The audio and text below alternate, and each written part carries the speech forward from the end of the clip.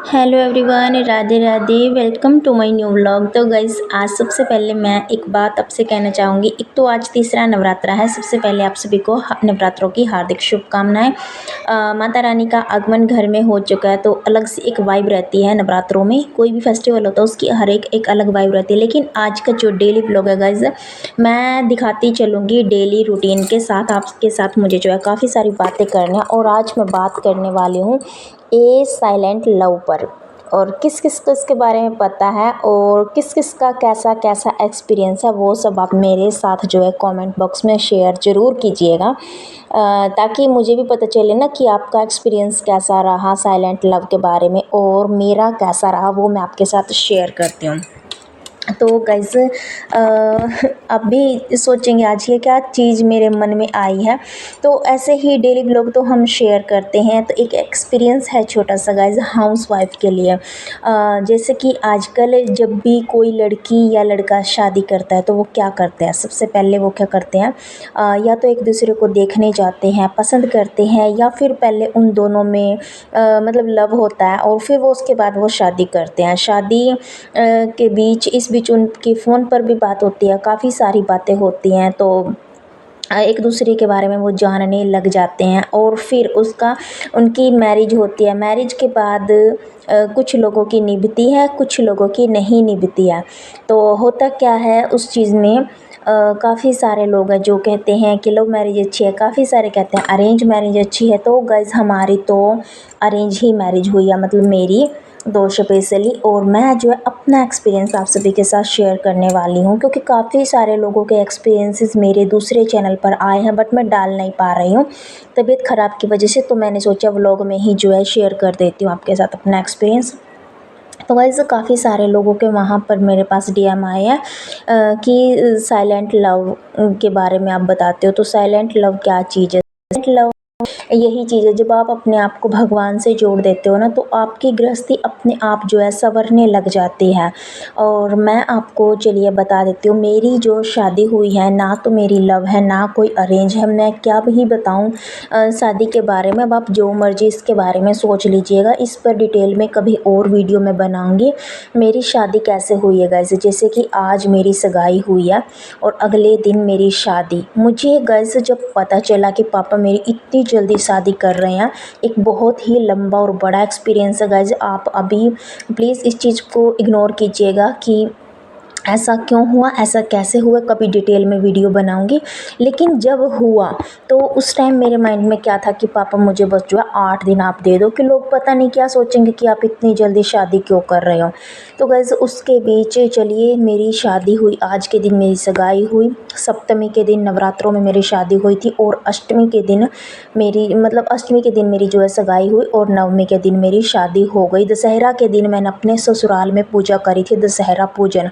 तो इतनी जल्दी सब कुछ हो गया था गाइस, मैं इतना ज़्यादा कंफ्यूज हो गई थी, इतनी ज़्यादा समझ नहीं थी, इतना ज़्यादा डिस्टर्ब हो गई थी।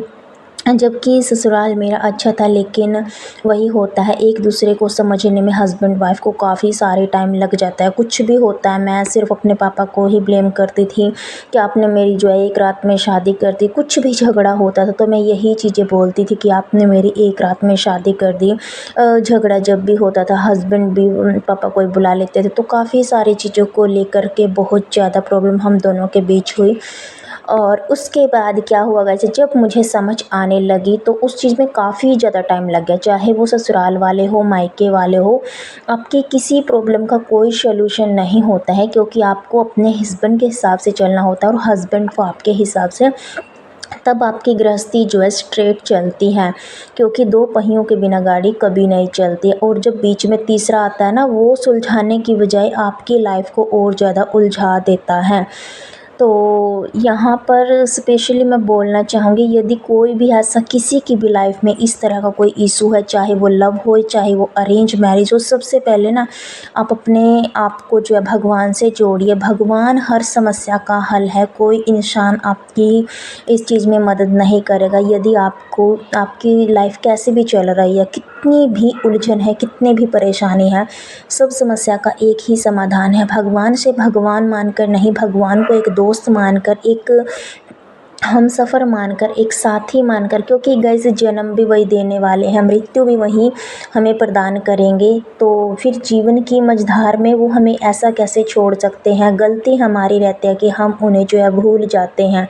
तो जब से गाइस मैंने अपने राधे कृष्णा को अपनी उंगली पकड़ाई है, उनकी सेवा में मगन हुई हूँ, तब से उन्होंने मुझे थाम सा लिया है। उन्होंने ऐसा हाथ पकड़ा है कि सब रिश्ते अपने आप ठीक ठाक होते चले गए। ऐसा नहीं है गाइस कि मेरी लाइफ में कोई प्रॉब्लम नहीं, काफ़ी सारी प्रॉब्लम गृहस्थी लाइफ में चलती रहेगी जब तक ज़िंदगी है। लेकिन जिस चीज़ को लेकर के रोना रहता था, हम सबसे बड़ी चीज़ होती है अंडरस्टैंडिंग, एक दूसरे को समझना। तो वो मुझे समझते हैं, राधा कृष्ण की कृपा से मैं उन्हें समझने लगी हूँ। उनकी उनकी मतलब जो उनकी ज़िम्मेदारियाँ हैं वो अपने बखूबी निभाते हैं, और जो मेरी ज़िम्मेदारियाँ हैं मैं उनको अच्छे से निभाती हूँ। और जॉइंट फैमिली से निकल कर मैं अलग हो चुकी हूँ गाइज़, और जॉइंट फैमिली में ही उन्होंने मेरा हाथ थाम लिया था। ऐसी प्रेरणा मुझे तो अपने राधे कृष्णा की कृपा से मिली है। जीवन में आप कुछ चुनो ना चुनो, लेकिन अपने एक ऐसे देवी देवता को जो जो भी आपको मनपसंद हो, अपने कृष्णा को, अपने माता रानी को, अपने इष्ट को, जिसको भी आप मानते हैं, जिसमें भी आपकी श्रद्धा है, अपनी उंगली ज़रूर से पकड़ा दीजिए। लाइफ की कितनी भी बड़ी प्रॉब्लम क्यों ना हो, आपको धीरे धीरे सॉल्यूशन मिलता जाएगा। हाँ, यहाँ पर एक और बात गाइज़, कि जैसे जब भी हम किसी को भी अपना हाथ पकड़ाते हैं या अपने भगवान को चुनते हैं, सबसे पहले इतना आपको स्ट्रगल करना पड़ेगा कि आपको ऐसा लगेगा, हाँ, जब से मैंने इस भगवान जी की पूजा करनी शुरू की है, सारी परेशानियों की जड़ यही है, और यहाँ से और ज़्यादा परेशानियाँ शुरू हो गई हैं। लेकिन होता क्या, आपकी जो भी नेगेटिविटी रहती है वो बाहर निकलती जाती है, वो उलझने आपको और ज़्यादा उलझाने की कोशिश करती हैं। लेकिन जो परमात्मा है, जो भगवान जी हैं, वो हमारे अंदर पॉजिटिविटी भरते हैं और नेगेटिविटी को बाहर निकालते हैं। तो बस मेरा हाथ तो मेरे राधे कृष्णा ने थाम लिया है।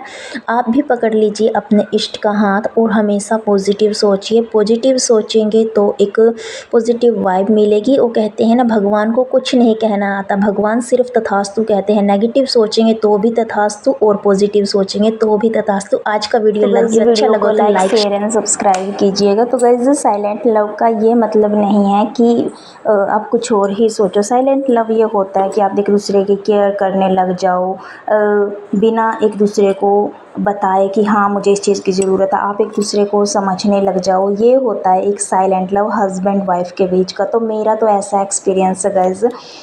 तो आपका कैसा है, आप मेरे साथ ज़रूर से कीजिएगा शेयर, और मिलते हैं आपसे नेक्स्ट वीडियो में। राधे राधे।